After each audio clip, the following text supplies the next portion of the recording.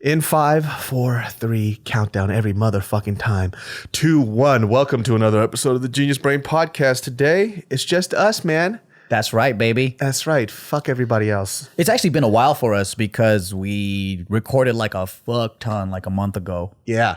It's good because now we could do our own shit and then still connect with you guys on a weekly basis. I know. And it's like they get us every single week, but we don't have to do this every single week. Yeah. You know, I actually have a question for you because I know you don't watch sports. Yeah. But so a little bit ago, so you know who Jeremy Lin is, right? Yeah. So I actually met Jeremy Lin way back when I first started doing YouTube. Oh, no shit. Yeah, and then we did a show together out in Berkeley, and this is before Linsanity and everything else.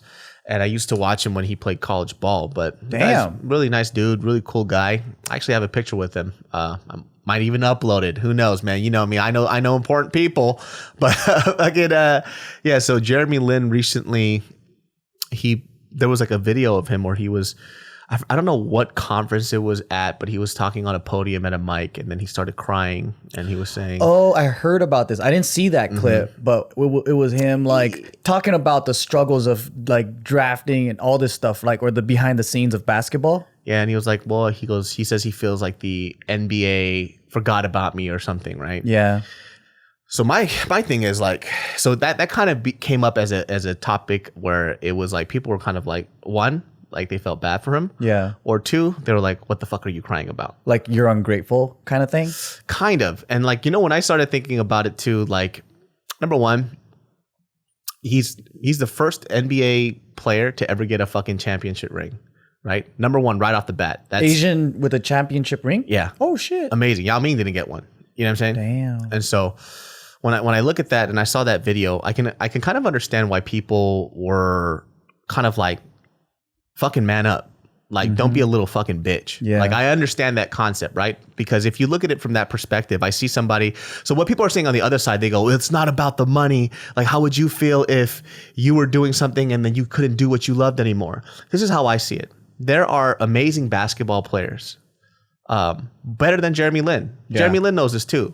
Way better than him as a player, right? That never got a championship ring. Yeah. That hasn't even had the remote amount of success that Jeremy Lin has had. Yeah. Right. So during his Linsanity phase, he fucking smashed it at the Knicks. Yeah. And then on top of that, he got signed to like, I mean, don't quote me on this, but he had like a 3-year, $40 million contract with somebody else, right? Oh, wow. So, but if we take the money equation out of it, he's had a very long basketball career, right? Yeah. And now he's a free agent. He might get picked up by somebody else, which he probably will. Very long career, very successful career. And on top of that, he has an amazing fan base. There are people in the NBA who is arguably better than him. Yeah. That doesn't have the amount of success that he has. So that's one side of the argument. That's kind of like the ungrateful part. Yeah. It's like just like, man, you have all these things going for you, but you're still upset about what? Exactly. So it's like he's looking at the glass half empty. Yeah. And my thing, in my opinion about this might not be too popular because I think he's a really dope person. Yeah. My thing is, for me, don't be a little fucking bitch. because how I see it is this, like, I kind of agree with that side. Yeah. You're looking at your glass half empty. Yeah. And even if you tell me like, well, you don't know what it's like to be doing something your whole life and then suddenly people don't want you anymore. That's not how I see it. I see it as half full. You have had a very long and successful career and now you're a free agent, which you probably can get picked up somewhere else or still play for the love of the game, even if you're not in the NBA, right? Yeah. And then on top of that, financially you're stable. Let's take the money part out, right? You are the first Asian American to have a championship fucking ring. You have a huge fucking fan base. Yeah. And on top of that, bro, you had a moment where you shined. Like people forever in the history of the NBA will remember Linsanity. Yeah, that was crazy. It was even people who didn't know basketball knew who you were, right? And you're talking about people like, for example, like T-Mac. Tracy McGrady didn't even get a fucking ring. He's arguably one of the best people to have ever played basketball ever. Charles Barkley didn't get a fucking ring. There's a lot of people who didn't get a ring, and you got that. So, damn. So for me, when I see him up there and he's crying, number one, it just reinforces this whole concept of Asian dudes being kind of like weak and flimsy. What was he saying exactly? Because I didn't see the whole thing. I think he's always been on this rhetoric of like, people don't know how hard it is to be me, like an Asian American NBA basketball player. And I get it. I'm not in your shoes, bro. But And I'm not saying it's wrong for you to have emotions and feel that way. Yeah. But for me, how I see it is you don't look at your glass half empty. I guess that's my advice would be to him. Yeah. Is you have had a very, very successful career and it's still going now. It's not going to end, you know? And I think for him, he's very emotional because he feels like, well, there's like the NBA doesn't really want me anymore. But at the same time, and people might disagree with me on this, if you were that fucking amazing at basketball, the NBA would want you. I mean, yeah, I think it's not understanding where to vent. Yeah. So like if you're doing it on a public platform like this, right, you're going to get all kinds of different opinions coming at you. For sure. This is something that you say to another Asian professional basketball player that can understand your struggle together. Yeah. Or it doesn't even have to be Asian, but another athlete in the same boat as you. Like if we started outwardly complaining about all of our YouTube woes and all these things, we will get the same kind of ridicule. People will be like, man, what are you talking about, bro? You drive this. You fucking live, like, I saw you come up. You fucking do this well. Like, you got this going for you. I ain't got shit, man. I fucking work at fast food. I ain't got no fucking dream. Like, and then it's like, I get it, dude. I sound like a dick. Like, especially if there's some dude in India watching my shit right now, and that fool's like lucky enough to have water to drink, right? Yeah. And then he's like, "What are you talking about, Joe? Fuck," you know? Yeah. And if I sit here and I vent it to you, we have this like community, right? Like we could do this shit all day, and we could talk shit about the things that we don't get or whatever. But at the end of the day, like. I know that if I do that out in public, people are going to ridicule me, and I have to understand that. Yeah. Same with Jeremy. Like he has to understand that if you do this, not everyone's gonna be on your side and be like, "Yo, man, you're so brave for like talking about depression and all that." You're gonna get that, but you're also gonna get a lot of people that are like, "What the fuck are you talking about, bro? I fucking work at McDonald's and I have no fucking chance of being in the NBA, even though I wanted to." Yeah. You know, like.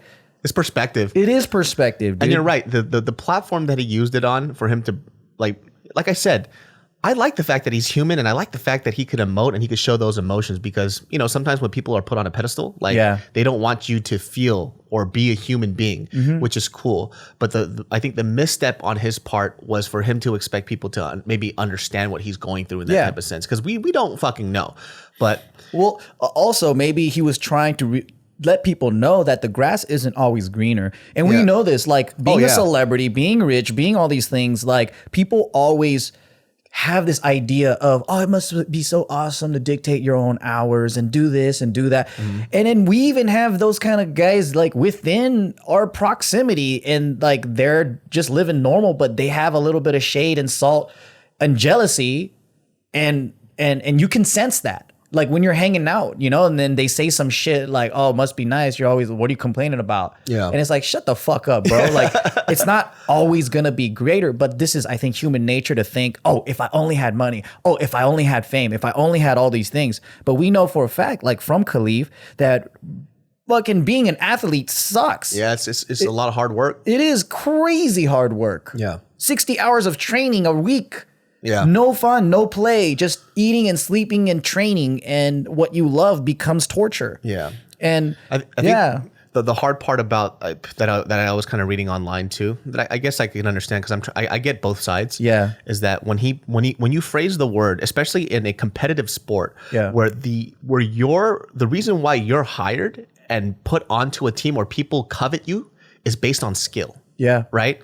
So for him to say, and this is what I'm saying, I'm reflecting it off what other people are saying. They're saying that for him to put out the line, "The NBA forgot about me," is also him not acknowledging, hey, at the same time, maybe your skills aren't as good as you think it is. Yeah. So right? it's almost like he's playing the race card, you think? That's what people are kind of feeling. It's like, well, how many times can you do this sob story, right? Because if you were a Kobe level athlete, right? Yeah. If you were a Kobe level athlete, would you be having this conversation right now on this podium? And so that's true. I guess to some people, it sounds like he's not taking that full responsibility of saying like, okay, well, maybe my skills aren't as good as I thought it was, and I need to up my game. So I need to show people what I'm about, because that's what Linsanity was. Yeah. He upped his game and he showed people, yo, I'm fucking worth my weight in gold. Yeah. Don't make me a bench warmer. Exactly. Yeah. And so, you know, I don't know the politics behind what happens in the NBA. But when you put a public statement out like that, people can interpret it that way. They can say like, yo, bro, if you were as dope as you think that you are, would you be a free agent right now? That's true. Probably not. You're right. Hello, everybody. This podcast is brought to you by Mack Weldon. If you don't know what Mack Weldon is, well, let me tell you. Mack Weldon believes in smart design, premium fabrics, and simple shopping.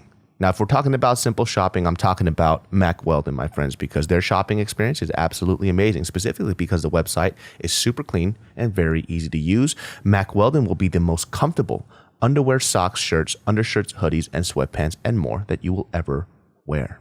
They have a line of silver underwear and shirts that are naturally antimicrobial for you people out there that tend to sweat a lot and smell a lot. Antimicrobial, my friends, keeps you nice and fresh. They want you to be comfortable, so if you don't like your first pair, you can keep it and they will still refund you, no questions asked. Not only does Mack Weldon's underwear, socks, and shirts look good, they perform well too. For me, I received my 2 sweatpants and my swimming trunks, and also I got one of their Mack Weldon like simple fabric wallets. I got to tell you, Mack Weldon's quality is really good. On top of the quality, it's just a lot of the stuff is really stylish. Like the swim trunks that I got, it's by far my best pair of swim trunks I've ever had. Quality-wise, fit-wise, and style-wise. And I'm about to go to Hawaii in a couple of weeks. And I'll tell you this right now, my friends, amazing. So check it out. For 20% off your first order, visit mackweldon.com and enter promo code GB at the checkout to get your discount. Once again, for 20% off your first order, visit mackweldon.com and enter the promo code GB at the checkout. Give Mack Weldon a try. It's actually stuff that I really do wear. Very simple, very clean. And if you like fashion basics or you just like good quality products, give Mack Weldon a try. I love it. I mean, I say this to the same thing about like Asians in action movies or whatever. It's like, it's not that you don't get picked because you're Asian. It's because you're not Bruce Lee. Yeah. Like if you were as innovative, pioneering, you were just a fucking amazing god at what you did and you changed the world. I mean, it's difficult to be that, but that if you become that, people cannot deny your talent. Everyone's going for you. Kobe, Michael Jordan, fucking Mike Tyson, like everybody in their field. If you are that guy, everybody wants you. Yeah. Every fucking body. Yeah. And like, you're right, dude, as an entertainer and an athlete, this is a cutthroat competitive place. For sure. Like we all leave 9-to-5 jobs to perform in this realm. And it's not the same as like, ooh, pick me, please. I want it to be fair too. Like it's a fucking grind, dude. Yeah. It's a different world. Yeah. So I feel like even though it sucks for him, because I get those issues that he's going through, we chose this life and it's different from working like that regular job. Yeah. That's the shit that we signed up for, dude. Because for me, I used to be a big fan of basketball. I still watch ball today. I haven't seen that version of somebody go up there in their youth where they had just won a championship ring and go, the NBA forgot it and they balled and they were crying, right? Wow. So I haven't seen that in some other NBA players, so it's a little off-putting for me. Yeah. And I think what happens is that when he's in that position, it kind of comes off as, oh, it's because I'm Asian, and I hate that, and I really, really dislike that. Well, you know what though? I also feel for the guys that don't want the responsibility of being the only Asian guy. You know, like we're very maverick in a way where we're like, fuck you, like, yeah, motherfucker, I'm Asian and I represent and I don't give a fuck, right? Some people don't want that attention and they don't want that extra pressure of like, fuck, dude, like I don't want this whole token Asian guy thing. Like I just want to play basketball. Yeah, yeah. So I get it where he might feel the added pressure of other Asians like going like, hey man, why don't you fucking do this and that? And then they're carrying the weight of the race where black and white people don't really have to do that. So in sports, probably in NBA. I think for him though, the positive thing, how I saw it anyways, was whether, let's just keep it real. If you guys watch ball, Jeremy Lin's not the best ball player out there. You know what I mean? Like he facilitates the ball here and there and people found out his game and they started shutting him down after Linsanity. They saw what his game was. Yeah. And so with him, he actually, in my opinion, maybe it's because I'm always trying to see the glass half full, is that no matter what he did, people fucked with him heavy because it was nice to see one of our faces on the court. So he had a lot of support. He had a lot of support. Dude, how many Asian people do you hear out there say anything bad about him? Whether he's an amazing ball player or not. It's just the fact that it's like we got one on our team, you know, like hell yeah. So it's mad love. I barely watch basketball and I'm even like proud of that, right? Exactly. But then I guess my point is that he might not even want that attention and pressure. Maybe. Because if you know, like the feeling of like, if he fucks up, he's letting all of us down. Yeah. You know, like we're like different. We're like, well, fuck you. I don't give a fuck. Like, well, yeah. And then you know what? Let me put my fucking, I'm going to be forward about this because I rather represent Asians before this fucker over here that's a pretender. Yeah. And we know those fuckers. It's like, fuck you. I don't want you to be like the face of Asians. And I always wonder too, you know, with him, like in his position too, I always wonder when somebody is at that type of level of success, I wonder who's in his corner and who's talking to him. If they're feeding into his self-pity and like self-hate and like this type of sadness, because if he has somebody in his corner, maybe telling him, like, bro, you should really need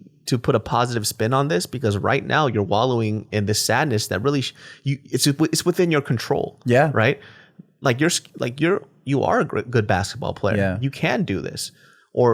And I think for me too, another side of it, because, you know, he talks highly about his faith as a Christian. So I was like, why don't you lean into your faith? You know, because I grew up at a church. Yeah. Cause this is a clear sign of no social support. Yeah, if that's what it sounds like. If he's crying on stage and breaking down, like, and, you know, like there's no, I think that's like breaking the level of professionalism. Yeah. Right. And although men, you know, we're trained to like not show emotions and people are saying what he did was brave and all that stuff. I think also you want to pay attention to the group vibes and where to properly do that. Like if this was an Oprah one-on-one thing or Dr. Phil and he's crying his eyes out and things like that, I think that's an appropriate place to express that. But at a press conference or something else, I'm like, I don't know if that's a place to do that. Yeah. Right. So it's not wrong to show your emotion. I think there's always a time and place to express certain things. And you if you do so, beware of the consequence and the ridicule of what is about to happen. Yeah, that's the thing too. I just like, you know, maybe you are right about the whole thing of like, there's a lot of pressure for him to uphold a certain image because there's this pressure of like, yo, I'm that Asian dude. That's the NBA player. And if he fails, he's maybe you know what it is. I think if I can be in his shoes, it's like I haven't failed yet, but I'm waiting for the day that I do, and everyone's gonna hate me. So that might be in his head where it's like, well, they don't hate me yet, but when I do fuck up, they're all going to turn and I'm going to fail all of Asia. And it's up to me. Like, I got to set the best example. I got to kill it, because if I don't do this, then they're not going to give Asians another chance in the next 10 years. Yeah. There's a lot of that pressure, imagined pressure, obviously, like, but it's like a Jon Snow situation. Like, he didn't want to be king. But people are like, you're so good for that. Like, do it, you know? I mean, I also feel like I'm a fucking caveman too. Cause let's say if I ever had that type of and I had $40 million in the bank. I'm like, you could trade me, drop me. You could fuck me in the ass. I don't care. I have $40 million, bitch. But that's also why I'm not an elite level athlete. Right. You know what I mean? Like, I'm not in that type of position, because that argument right there, I say, doesn't really make too much sense, because they're not really kind of taking to the part of him as a human being, right? Because some people they don't really care about the money as much. For sure, some people, they care so much about the athleticism, like the winning part, and then the image part, and then how people look at them. Like that's what I had to stomach, because I used to look down at people that were more into vanity or more into the likes or more. But it's just, we all value different shit. Yeah. So some people, they value so much what other people think of them and their place in society, and that's just their world, man. And I used to be like, you're a fucking loser. But now I'm like, nah, dude. Like, there's just too many people with different value systems. I think being like Korean or Japanese, that's the hard part. Where we call everybody fucking losers for Because it was beat into us, right? It's like we weren't allowed to think petty, or else you get fucked up. Yeah, and on top of that, man, it's just fuck, man. Like, I feel like every time a Korean person would make a move within this so-called made-up community, like my parents, thank God they're not like this anymore, but they were when my dad was a pastor, right? At a bigger church. But he had to think about everything that they did. If I do this, is this person going to say something about what I do? Is this person going to say something about what I do? Because that was the most annoying part for me, because I could give a fuck less, too. Right? There's so much social pressure. A lot. Yeah. And so like I know my for example, my mom and dad used to get in a lot of fights because my mom is a trash bag. Like she I love her to death, but that woman's a country ass bumpkin, dude. And mind you, like when you're a pastor, so like it's ruining the image of your dad. My dad's a boksa, and then they call the wife of a pastor as samonim. So my mom's a samonim, and they expect the samonim to behave like a samonim, like very like proper. 안녕하세요, conservative Christian wife. Exactly. But my mom be cursing up a storm, dude. she was like, she be saying some wild shit. And then my dad's like, do you have any idea how that makes me look? And my mom's like, fuck you. So she's like, I don't give a fuck. She goes, I'm pissed right now. She's throwing rice cookers at my dad's head and shit. And so like, that's the thing too. Social pressure also seeps into your daily lives. Because my mom's like, yo, why can't I just be me just because you made this life choice? Now I got to fucking do this shit. And mind you too, my mom on every Sunday, she would either make the hangarakyo, so Korean school. She would make sandwiches and all this other shit on Sunday after working 80 hours Monday through Saturday. Fuck. And then I would make the sandwiches too for the Korean class she with has her. Every right to cuss, man. Yeah. And then she would do fucking a lunch for the church. I'm talking about a church of like fucking like 300 people, dude. So she's like putting in work, but not being like appreciated. Yeah. Because it's like she cusses too much or whatever. It's like I've done and I understand. It's like I've done all this stuff and then I slip up with this, and it's like, do you see how it's like, hold on, bitch. Like I just made food for 300 people. I will fucking kill. I started appreciating my mom more when I started cooking for people. And then it was hard for me to cook for 7 people. I was like, how the fuck do you cook for 7 people? That's pretty gangster, dude. Yeah. And then she would do that shit every Sunday. So mind you, working 300 people? Dog, it was and dude, have you been to like did you guys have this at like at your Japanese church where during like Thanksgiving or any type of like festivity, the food was way better?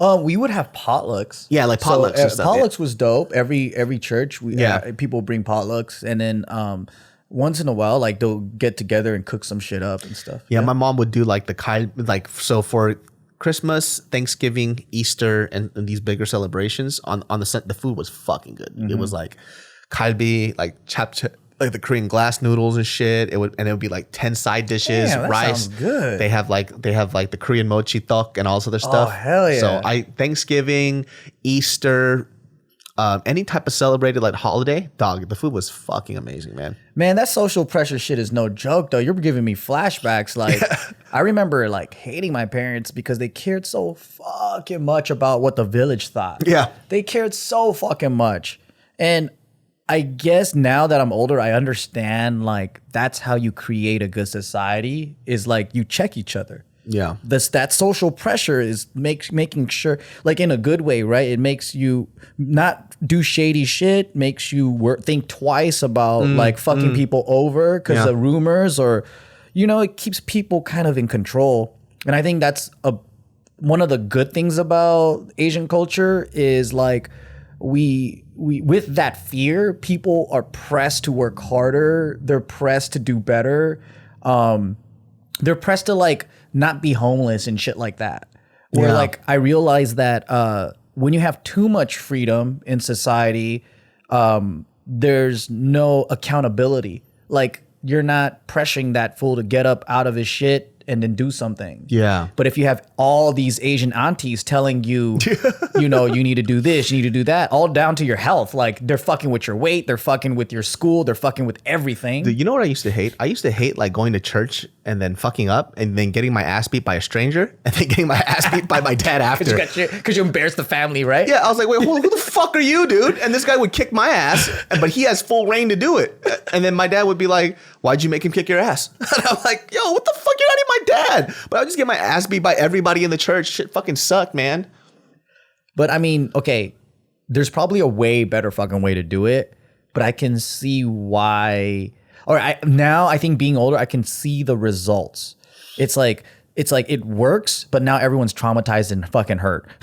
So it's for sure, dude. Everybody gets traumatized. You know what the funny thing is? People are like, "Why are Asians so like smart and all that?" It's like, man, Asians are actually dumb as fuck. They're just beat into fucking studying like a motherfucker. It's repetition, dude. Yeah, it's constant repetition. I feel it's weird because I think when I think about being in the future and having a kid myself, like when I'm gonna have my kid, I always think like, fuck, I hope I don't have the same bad habits that my dad did. You know what I mean? But I feel like I am. It's just gonna be a watered down version because he's just a watered down version of his father. Yeah, right? That's me. I mean, I'm verbally abusive. I don't even know what that meant. But I'm like, I'm not violent and I'm not abusive because I'm not beating anybody. Yeah, so you should see who my dad was, and then it's like, oh, okay, I can see that. So I didn't know that I was violent. I didn't know there was ways of being violent without physical harm. Yeah. I realized that a lot of people will consider, what's the word? Aggressive speaking and smashing things as violence. Yeah. I didn't know that was a part of that category. I didn't even know how petty I was until recently. I was like, because when I started. It's funny when you catch it too, right? Yeah. You're like, oh my God. I'm so petty, dude. You know why? It's because I find I didn't realize how petty I was until actually I met Steve. And then Steve was like, oh, we're kind of similar. I was like, no, you're petty, bro. You troll a lot. I was like, hold on a second. I do that too all the time. I just didn't realize I was doing it, right? Because it's just, I do things for entertainment, right? Yeah. So like, every time we do like a JK News, I always throw shade at the fucking Funk Bros, right? Yeah. And it's only because it just makes me laugh. Yeah. Right? But then it becomes manifested into something where people are like, do you fucking despise these guys? It's like, they're just dweeby guys. Like I just feed into it. Yeah, it's just funny. It's just funny to me. Yeah. Right? And so it's like, why do you do it? I was like, I don't know. I think I do it because I'm pretty sure it bothers them and it makes me laugh. It's not because they're bad guys or they're not terrible human beings or anything. And like I read these comments and they go like, oh, so what's the beef? There's no beef. Like there's no fucking beef, dude. It's just funny when it's kind of like you're a big brother and then you see your little brother like fucking, it bothers them when something happens. And you just fucking egg it on. You just keep even doing more. it. Like you hide the controller and it drives them nuts and you like watching them. Yeah. It's so fucking funny. It's like that troll type of personality, yeah, dude. You're a troll. I mean, we all are in some way, right? Because we're into comedy. Yeah. Yeah. But it's like at what extent? Yeah. I wonder too, do you I know because you don't really go to church anymore, right? No. And I go to church, I try to, so maybe like twice a month, once a month, at least. Yeah. I always wonder because for me, I like the right church, right? Mm-hmm. And I feel like a lot of the moral things that I gathered as an adult now, I actually learned from church. So I wonder if I'm going to I'll put my kids in church just to get that moral foundation that maybe I might not do so well, because it has like free daycare too, and they did a lot of like group activities that I thought I really enjoyed. That's what I missed, man. Yeah, I miss my friends. I miss the potlucks. I miss hanging out. I miss the mission trips. I think the all mission those trips, things. Yeah. I definitely want, or something similar to it if it's not within a church. Yeah. I like the mission trips a lot because the one thing that it did teach me a lot growing up was to know my place in this world. Mm-hmm. It's like you can complain. And then it also wraps back to the Jeremy Lin thing, the thing that rubs me the wrong way a little bit because he is hyper Christian, right? And if he did do mission trips, and there's a lack of appreciation in that kind of talking. Yeah. So that's what always roots and grounds me back. It's like when you go to a third world fucking country, you come back, you're just like, oh my God, I'm a little bitch. I complain too much. Dude, there was this moment in Mexico when we were doing this mission trip. There was this little kid that came up to me and I felt like a little bitch. So this kid, there's like a bunch of stray dogs in like Tijuana. And so some of them are a little vicious. Yeah. And this kid was just walking around the streets barefoot, chilling. And then, one of the people that were translating for me, they saw that I was like scared and freaked out. Yeah. And he was like laughing. And I was like, oh, what did the kid say? He goes, well, why is he so, he goes, well, we all love and believe in God. He goes, why is he so scared when God's always by him? And I was like, oh, this motherfucker trying to make me cry, dog. It's like, God damn it, man. Senor. Why are you scared? Yeah, but he said it in Spanish, but I didn't understand. But they translated it for me. I was like, damn, dude, this fool put me in my fucking place, man. But seeing how other people live really makes me go back to like, yo, don't really complain so much. Yeah, we're all allowed to complain and we make jokes about it all the time. I complain all the fucking time. But at the end of the day, it's like that just understanding where you are in this world, which is why I fucking love traveling a lot. Yeah. Helps me put things in perspective a lot. It's like, yo, bro. They don't see the same things though. Like I would travel with some people that have never gone to church and those things, and they just like, it goes over their heads. Oh, really? Because it's like they're aliens. You know, it's not like a human being, I think. And I think people just kind of compartmentalize that like thinking. I look at people now, where even yesterday I walked around the neighborhood and I went to this Ralph's around the corner, and there was this lady, she was homeless, and she had some kind of ailment where her feet kind of look like stone. Have you seen that before, where it kind of engorges really big? It's like elephantitis. Yeah. And it looks like scales or stone. Yeah. And she was sitting there with no shoes, and dog, like that shit fucked me up the whole night. Really? What I started thinking about was, I looked at her and I was like, there was a point in her life where she was a kid. And when she was a kid, she didn't have these problems. She was like probably carefree, smart and bright. And somehow she got in a crack or something. I was like, something happened along. She got the crack. Damn. Something happened along the way where she ended up like this. And I want to know what those pieces are and why it happened that way. I'm like the opposite, dude. You know what I think? I go, Mussolini, Hitler, Mao, all these fuckers were once cute little children. Which one of these fucking kids are gonna be a fucking psychopath killer? It's like I deconstruct the other way, and I'm like, like I said, I'm like, damn, dude, you used to be a baby. What the fuck happened in your life, man? Like, what the fuck led up to this point? Because as we get older, too, the biggest thing that's been hitting me now, especially because we're finding out a lot about ourselves, is all these habits that we have were developed at a young age. We just don't fucking know. Oh man, it is. I mean, I think that's the base of psychoanalysis. I think it's psychoanal. Yeah, there's a psychology method where they believe that we go throughout life just trying to figure out all the bullshit that happened to us as kids, and we just got to rework all that trauma. Yeah, and you spend the most of your adult years just trying to identify and rework that. And some people, they live blind for the rest of our lives. You know? Yeah, I definitely, I don't know what it is. Maybe as we get older, we get a little more empathetic. Like I start. Oh, definitely, dude. Dude, man, I'm fucking, everything makes me tear up now, dude. I'm soft as fuck, bro. I'm like, oh shit. Well, our testosterone's kind of like chilling out too. And you know what I think it is that we're starting to see like, oh, kids. I was a kid. I could make kids. Because guys are stupid. Like, we think ass, stick my dick in an ass, dope. Yeah. You don't think that's a titty and a baby drinks out of that. Yeah. You think that's a titty I wanted in my face. Yeah. Yeah. Or like we're very short-sighted. Like we know, okay, I know like having sex can pop a baby out, but like, do you really know? Do you really, like, guys don't think like that. But fucking condoms feel terrible, kids. Well, I think Sorry, guys children. are super short-sighted. I think we're very, very we're like goldfish, right? If it's not in front of our face, we don't make those connections until you become an old wise man. Dude, I saw a video on Twitter of this kid jacking off on a plane. Did you see that shit? Yeah, that whenever we had the blanket like this, and he was doing like that. This fool was beating his dick like it owed it money, dude. This motherfucker was jacking off so fucking hard. It was like tap, tap, tap, tap, tap. Dude, did you see the trail of videos under that of other people jacking off on the airplane? Oh, shit. There was a bald guy that was beating off, and he was like, hey, you bald motherfucker, stop that ship right now. Stop. Like an old guy?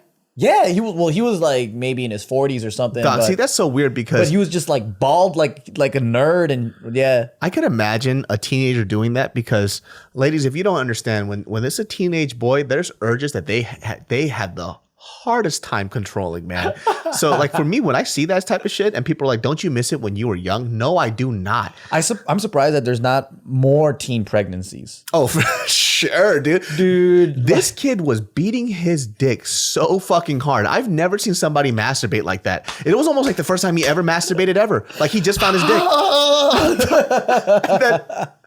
He left the window slightly open so the fucking light was shining through the blanket. So all you see is this silhouette of this kid just mashing his dick like a bunch of fucking English peas. Turning the fucking butter, dude. That shit was crazy, man. It was so funny because he thought that just having that blanket over him, but still beating off would hide everything. Dude, do you remember the first time you masturbated? Nah, I don't remember the first time. No. You know what's funny? I couldn't remember for the longest time. And I remember on a JK News, Bart was talking about the first time he masturbated. He how do you remember the first time? And then after a while, I don't know why, but you know when you have conversation, it like ignites some type of synapses, right? Yeah. So I remembered the first time I masturbated. Oh, fuck. After Bart kept talking about it. And I was like, fuck. So I remember the first time I masturbated and the first time I came, it hurt. Yeah. I remember I was dry heaving. Yeah. I remember like not the first time I came, but I remember coming back in those days. I remember it hurt. I was like, oh, what the fuck is this? This shit fucking hurts. And then you feel weird after? Yeah, you can't stop because you get a boner again? Yeah. Then like I remember like wet dreams and all this other shit. I'm like, God, that shit fucking sucked as a kid, dude. It did. Especially if you just crazy fucking horny, man. Like I feel like if kids didn't have porn today, or like what the fuck did they do back in the day? Everything turned them on, that's why kids were getting married and fucking having babies at 14, 15 years old. Why do you think all those fucking hardcore Christian kids get married early so they could fuck? They're just trying to fuck without God judging them, Loopholes. dude. Yeah. Loopholes, man. Look at these motherfuckers, dude. Like you ain't fooling nobody, dude. You were literally getting married so you could fuck in the eyes of the Lord, dude. Like there's dudes out there that will get married like 17. And all of a sudden they're just like fucking all the time. And I'm like, look at you. You just wanted to fuck. And now your marriage is all messed up and shit. Because they just wanted to fucking do it real quick. They wanted to fuck without the guilt. Yeah. I mean, that's why I'm like, I think y'all should just get your fucking fuckers out. But do it when you're older. Like jack off as much as you can. Because be careful with that shit, man. Dude, no, the moment my kid starts jacking off and I see crust on their underwear, they're doing their own laundry. I'm like fucking picking up their boxers and it looks like a fucking like a plastic plate. I'm like, bitch, you do your own laundry now, man. Fucking disgusting creature. Hate that shit. Jacking off is like a sport though. Like I think it's funny like how much you do that shit in your teens and how much time you spend. Like if I spent all that time actually doing my homework and becoming smarter, I would have been so much more successful. But it's hard to think when you don't masturbate, bro. It is, dude. I'm just trying to read a fucking sentence and I go 3 sentences and I'm like, fuck this shit, I'm jacking off. He's just fucking reading the Bible verse too in the beginning. Fuck this. give me my dick. Yeah, I'm like trying to type a fucking essay and I'm on the computer and then the next minute my pants are around my ankles. I'm fucking jacking off like a motherfucker. And then the next minute I'm taking a fucking nap because I just jacked off. Were you there when Nick told that story about him jacking off when he was a kid?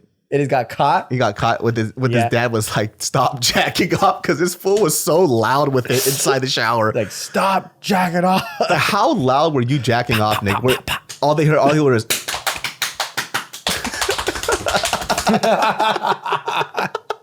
Can you imagine jacking off like that? It's like, Nick, cut that shit out, dude. I can hear it. It's fucking disgusting. Oh my God. So when we were cavemen, right? I think like, see, this is a good thing that girls are like more cautious when they're younger. Yeah. Because if girls were just as crazy horny as boys, oh my God, we would be having kids all over at like 13, 14. Oh, for sure. All over. For sure. I'm pretty sure that if I had sex like during high school, because I had the first time I had sex when I was 18, and it was after I graduated. So I'm pretty sure I would have had a kid because of how reckless I was even after 18. I'm surprised I didn't have a kid then. And every girl you get with, you think they're the love of your life and you're gonna marry them forever. So you're just stupid. My very first girlfriend, I thought that she was it. I was like, you are the last person that I will ever have sex with, and I'm gonna have kids with you. We're gonna have these fucking feelings, man. It's weird too because sometimes like randomly out of nowhere, like I'll have a dream and she pops in my dream. Like and I don't even remember I haven't seen her since I was like 20 years old. Damn. And it's so random. Like, was she your girlfriend at the time? Or you guys just kind of like... In the dream? No. Like back then, was she your girlfriend or you guys just kind of hooked up? Oh no, she was my girlfriend. The first person I ever had sex with was my actual girlfriend. So it's kind of weird like when she pops up in a dream. But it's not even like we're together. It's just she's there. And I'm like, what the fuck are you doing here?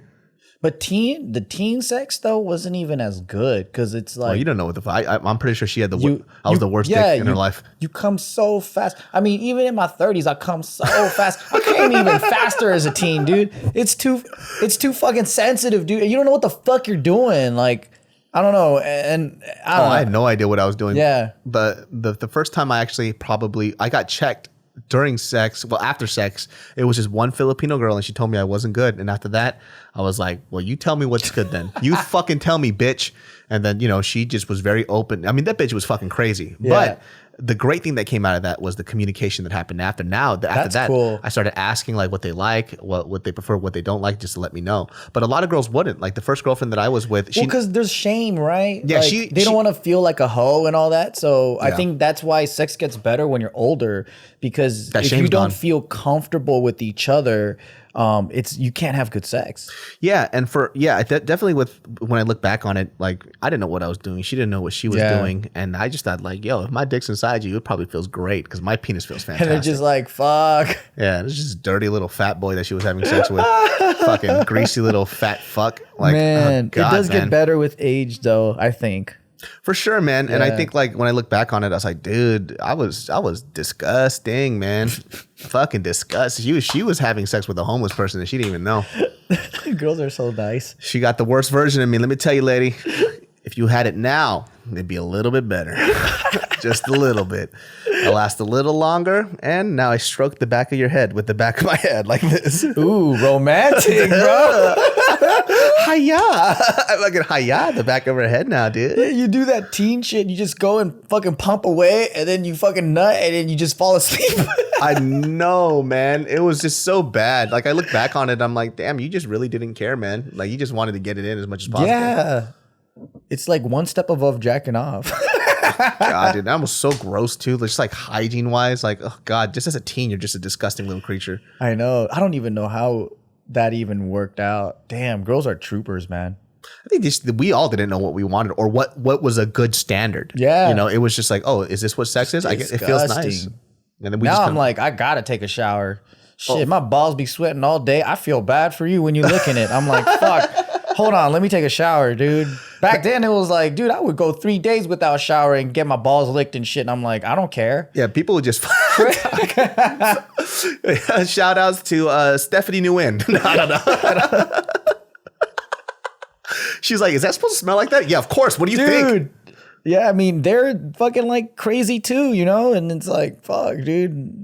Fucking disgusting cavemen. Yeah, I think about sex when we were fucking teenagers and younger. It was pretty gross. Like we definitely didn't have a good standard for what sex was supposed to be. Nah, dude. Ugh. We were disgusting. Yeah, and I remember too, just like always feeling unsure about myself when I was having sex too, because you're all self-conscious the whole time. Do you feel good?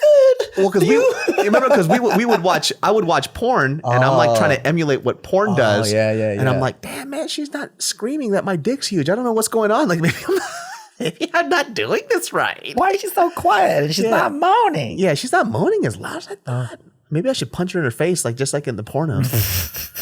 No, but then porn was a lot harder to accept. Like it wasn't as accessible back then, especially when we were like 17 or 18. So I didn't really have that big of a lexicon to really derive my information from. But even the porn back then, it was like the same weird fake shit. Yeah. Like, I don't know. It's not even that different. I used to hate doing doggy style back in the day because that shit was too much work. That shit used to get me hella tired. And I'm like, oh, fuck, I hate doggy style. This shit's fucking exhausting, man. Gotta get on my knees and then I gotta grab her and make sure it's like position her hips right and just fucking And if your legs don't match too, it's like, God damn it, dude. I'm all like, I feel too short or I feel too I don't know. Oh yeah, dude. Yeah. And I used to date like really, really short girls, so this shit was fucking tiring, man. I would have to lift them up a little bit and then start fucking them that way. It's like you picked up a burrito and fucked it. It's like I got one of those big ass Tempur-Pedic body pillows. Oh my God, dude. I was like, are you ready for Dougie? Let's do it. It's just flying in the air. God, man. That's a dirty. Well, guys, that wraps up this episode of the Genius Brain podcast. I know you guys been noticing that it's like, like the videos are only like 45 minutes long. Well, the reason why is because we want to bring out more episodes for you guys. So if you want to watch more episodes, we got 2 coming out every week, man. Keep it short and sweet. Yeah, but I mean, it's only 15 minutes different than what we used to do. Yeah. Do you want one hour one, or do you want 2 45-minute ones? That's the real question. I'd rather do more. Yeah, man. And we could go through different topics, change it up. We don't have to talk about one thing for like very, very long time. Yeah, for sure. And, if you're watching this on the YouTubes and on the video platforms, man, let us know what you think about that whole Jeremy Lin situation, man. Like, number one, I don't want people to get it twisted. I support that guy 100%. And I'm just talking about my perspective from what I see, right? So talk about it in the comments, man. Let us know what you think. Do you think that he should be looking at his glass half full? Do you think that, how would you feel if you were in his position? And how did you feel about him crying in public and how he feels about his situation? Mm-hmm. There's so many ways to look at the same situation. Yeah, man. Hey, Jeremy, don't cry anymore, man. What you do is you take that $40 million that you made and you dab your fucking little chinky eyes with it. Just fucking hello. And then you'll be okay, guy. Yep. I love you, Jeremy. If I ever see you in public, I'm kissing you on your penis. You could see us on. You can listen to us on iTunes podcast. We're talking about Spotify, Stitcher, everything. Give us that 5-star rating, and we'll see you guys in a few days, couple of weeks, or whenever you guys tune in. Peace. Peace.